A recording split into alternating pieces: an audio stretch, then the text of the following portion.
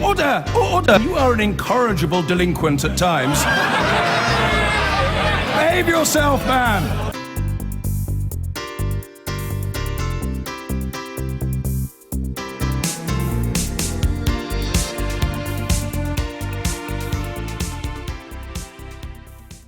Now back to the fallout from Ian Duncan Smith's resignation, and the self-styled quiet man of politics certainly didn't go out quietly yesterday when he appeared on the Marr show. Here he is responding to criticisms that his departure had more to do with his opposition to the Prime Minister and Chancellor's stance on the EU than concern for the disadvantaged. I care for one thing and one thing only. It is that the people that don't get the choices that my children get are left behind. I do not want them left behind. I want them given that opportunity, and everything I've tried to do has been about that. Yes, we can debate some of those things that people didn't like because they're more about the deficit than about welfare reform, but overarchingly, what I am passionate about is getting that reform done so society is reformed, so that we have more of those people who've been left behind, brought back into the sphere and the arena where we play daily, but they do not.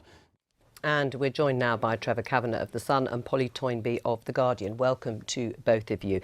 How much did the EU referendum play a part in Ian Duncan Smith's decision to go at this point? I think the two things are inseparable. I don't believe that Ian would have left had the European Union referendum not been underway. I think he was driven by other motives, which were, of course, he's explained very clearly, but I don't think that he was unconscious of the impact his resignation would have on the Brexit campaign. Do you think he thought he was going to be dumped anyway after the referendum? As I understand it, that's the way things are shaping up. They also, I think, probably thought that his universal credit scheme was going to be ditched or frozen, and I think that he decided that all of that was, there was another battle to fight, which was Europe, and he decided to fight that too. How does Labour make the most out of this in terms of it improving its chances? Well, I think it partly just sits and watches the bodies float by beside the river. I think that what Ian Duncan Smith has done is to deliver a devastating blow to the authority of the Prime Minister and the Chancellor. And the referendum campaign depends crucially on their authority. This is very risky, and Labour has to be careful not to do anything that unsettles the referendum campaign. Labour is united in wanting to stay in Europe. Up to a point. Well, two people, two mavericks. I mean, basically... Well, a few more than two, but... Well, very few.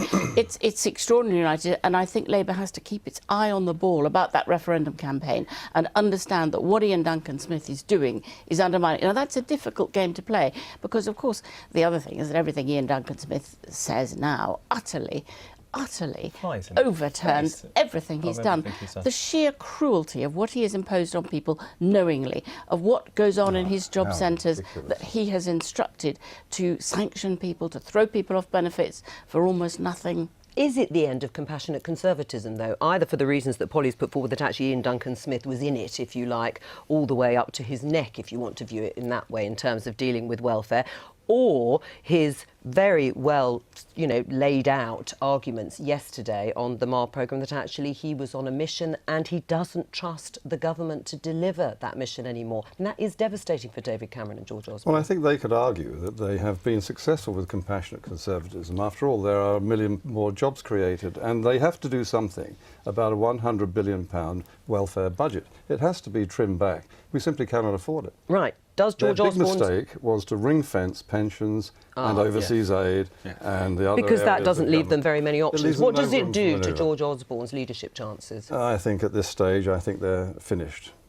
Altogether? I mean, gone. David Davis said they were finished for now, but they might not be in a few years' time. In politics, anything can happen. But as we speak, I don't think there's any hope of him becoming leader. Right. I mean, David... And I think that the Labour Party must be, while music to their ears, they must be thinking to themselves, if only we'd picked someone other than Jeremy Corbyn, they could be really cashing in on this. Well, in fact, Trevor, I mean, all this cashing in, the stuff about the personality... I know, it's all principle, isn't it, Chucker?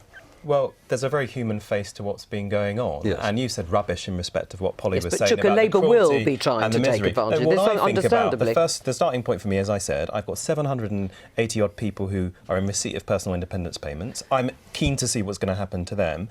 And in the end, I've had people coming into my surgery. There have been reports of people who've committed suicide in my constituency because of the harsh cruelty of what the welfare change is. And I don't even like calling it welfare. We're talking about social security here. Grotesque exaggerations. Well, it's not an exaggeration. It's a human face and it's a reality, what we're talking about. I'm probably I don't the one really who's- care about Osborne's I'm probably career. the one who's talked to Ian about this. I can tell you, this is the passion of his life was welfare reform. Getting people back into work was what he cared about. And actually, in that respect, this government has been phenomenally successful. Interesting that all his Phenomenally defenders are people successful. like you who are Brexiters. Every single one of the person who's jumped up, people like Bernard Jenkins, never in his life expressed any Yes, tenderness concern towards about the all poor. this. Yes. Suddenly, everybody's weeping crocodile tears, but they are how did all I vote on tax Brexiters. credits? So How did I vote on tax is there civil war in the Tory party, do we think? Absolutely. You're right. And it has only just started.